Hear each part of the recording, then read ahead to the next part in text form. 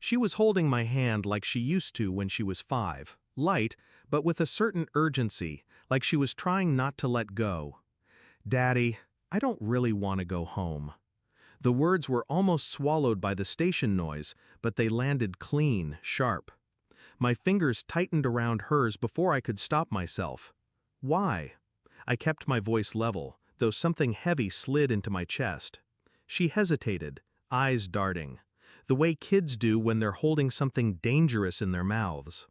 "Actually," and then, like she'd been waiting just out of sight, her mother-in-law appeared, smiling.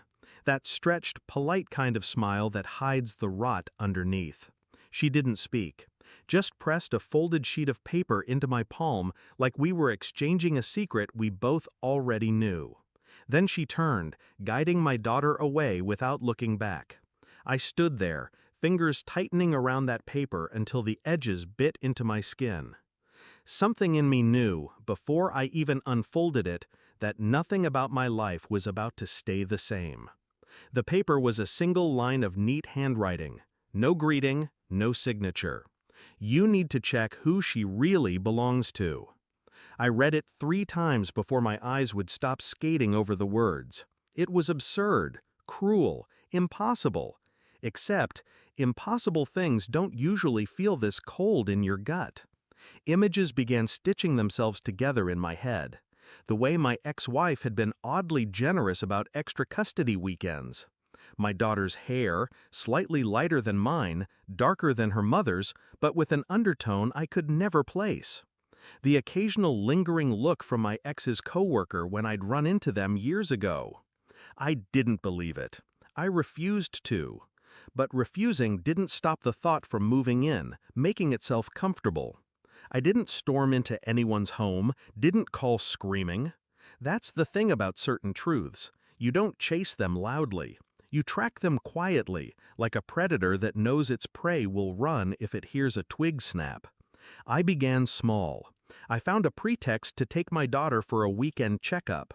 A few extra vials of blood drawn for routine labs. The nurse never asked why I wanted a copy. I kept my face calm around my daughter, around everyone. But at night, I was a locked room with a single lamp, cross-referencing DNA testing services, printing consent forms, scanning timelines. Every subtle detail from the past came back sharper.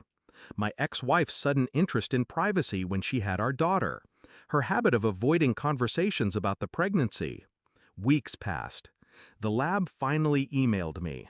The subject line was clinical, but my hands shook when I clicked.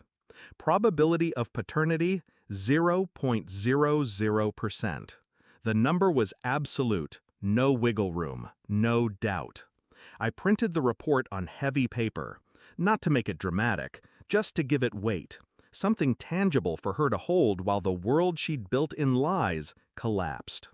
I waited until drop-off day. My daughter was inside with her grandmother.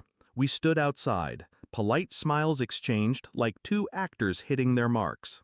"I just wanted to give you this," I said, handing her the folded report. She opened it.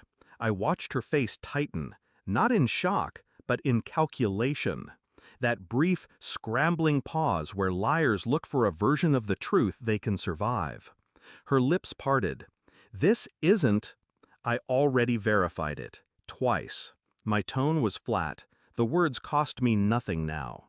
The paper trembled in her hands. She looked smaller, weaker. I didn't say anything else. She didn't either. I'd prepared for shouting, denials, theatrics. Instead, I simply handed her a manila envelope. Inside, a notarized letter adjusting custody arrangements, child support recalculations, and an affidavit noting the DNA results. "I've already filed these," I said. "You'll be served formally next week." Her face drained. You can't just—" "I can, and I did." It wasn't about revenge in the screaming cinematic sense. This was something cleaner. Precision work, removing a tumor without spilling a drop more blood than necessary. She reached for my arm. I stepped back.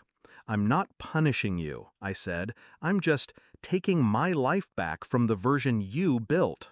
She stood frozen, paper in one hand, silence in the other. I walked away.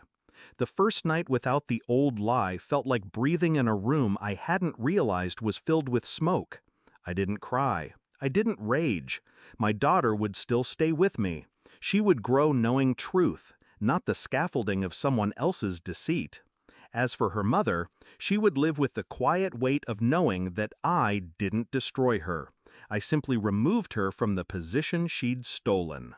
Some wounds heal ugly. Some don't heal at all. But this one, I would leave open, untouched, for her to remember every day. I once believed the worst betrayal was the act itself. It isn't. It's realizing how easily someone thought they could hide it from you.